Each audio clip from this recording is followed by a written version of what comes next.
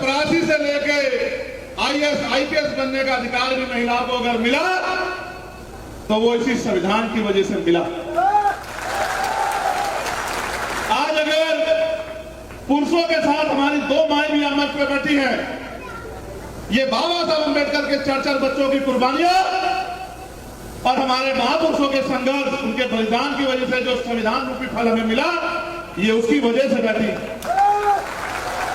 जिनको उजाले में निकलने का अधिकार भी नहीं था, उनको मालिक बनाने का अधिकार, उनको आजादी से जीने का अधिकार भारतीय संविधान ने दिया।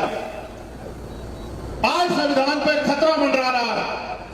खतरा इसलिए क्योंकि आज जो केंद्र की सत्ता में सरकार है, और बुरा यह है कि मध्य प्रदेश में भी वो सरकार है, ये पूरी सरकार, इनका मुख्य संगठन RSS, इनकी विचारधारा हमेशा से संविधान के विरोध में रही।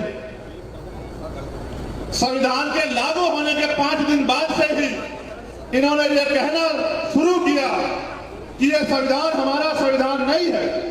ये झंडा तिरंगा, जिस तिरंगे में भारतीय सेना का वो जवान जो शहीद होता है वो लिपट के आता है, इन्होंने ये कहा कि ये तिरंगा हमारा झंडा नहीं है। आज ये लोग बड़ी सत्ता में हैं, यानी कि बहुत ताकतवर हैं, केंद्र में भी सत्ता में है, स्टेट में भी सत्ता में है। दबी दबी आवाज में इनके नेता, इनके धर्मगुरु, इनके अधिकारी कर्मचारी, इनके मंत्री संतरी, और अभी कुछ दिन पहले जब हम लोग आजादी का दिवस मना रहे थे, प्रधानमंत्री के आर्थिक सलाहकार समिति के अध्यक्ष ये कहते हैं कि भारतीय संविधान को बदल देना चाहिए।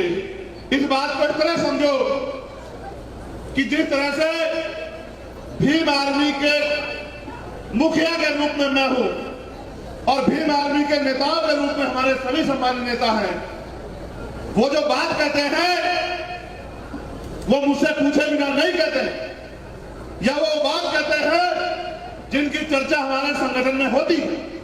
आर्थिक सलाहकार समिति के अध्यक्ष जो बात कर रहे हैं, हमें उस दिन का इंतजार नहीं करना चाहिए जब ये पूर्ण रूप से भारतीय संविधान को खत्म कर दे।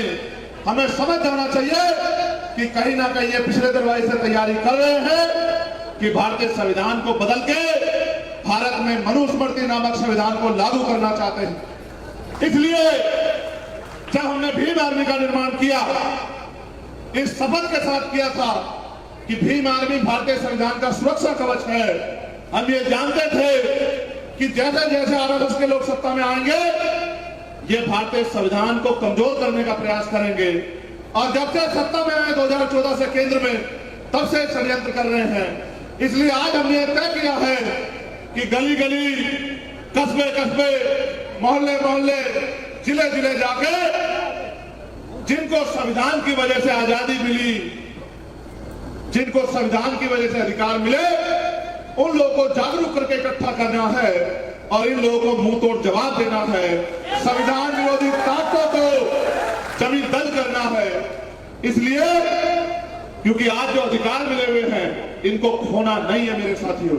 आज जो अवसर मिले हुए हैं, इनको खोना नहीं है मेरे साथियों। इसलिए हमें संविधान बचाओ यात्रा निकालनी पड़ रही है। अब दूसरी बात सरकार की है कि जब से भारत में लोकतंत्र आया, सरकारें बननी शुरू हुई। आप गौर करना, सरकार होती क्या है। जैसे आपने ये पगड़ी मेरे सर पे रख दी और एक समिति बना के अपनी रक्षा सुरक्षा, अपने अधिकारों की रक्षा सुरक्षा और अपनी तरक्की का फैसले मेरे हाथ में दिए, उसी तरह से हम लोग वोट देके एक समिति, एक सरकार चुनते हैं, जिस सरकार की जिम्मेदारी होती है कि वो प्रदेश में रहने वाले, अगर वो प्रदेश की सरकार है और अगर वो देश की सरकार है, तो देश में रहने वाले हर एक व्यक्ति के हितों की रक्षा करे, उनके अधिकारों की रक्षा करे, उनके रोजी रोटी, कपड़ा, मकान, उनकी अच्छी पढ़ाई, अच्छे इलाज और उनके ऊपर होने वाले अन्याय पे रोक लगाए। इसको एक समिति, लोक कल्याण समिति के रूप में हम लोग जानते हैं। लेकिन आज की सरकारें आजाद हुए 75 साल हो गए हैं और भारत में लोकतंत्र आए 60 साल से ज्यादा हो गए हैं। मैं आपसे एक सवाल पूछना चाहता हूं, क्या चुनाव के बाद कोई आपकी गली में आपके हालात जानने के लिए आता है क्या? क्या चुनाव के बाद आपकी पीड़ा, आपके आंसू पोंछने के लिए कोई आता है क्या? अगर आप मेहनत मजदूरी ना करो, अपना रोजगार ना करो, तो कोई आपको रोटी की व्यवस्था कराता है क्या? कोई आपका इलाज की जिम्मेदारी लेता है क्या? कोई आपकी पढ़ाई की जिम्मेदारी लेता है क्या? कोई आपकी जमीन की रक्षा की जिम्मेदारी लेता है क्या?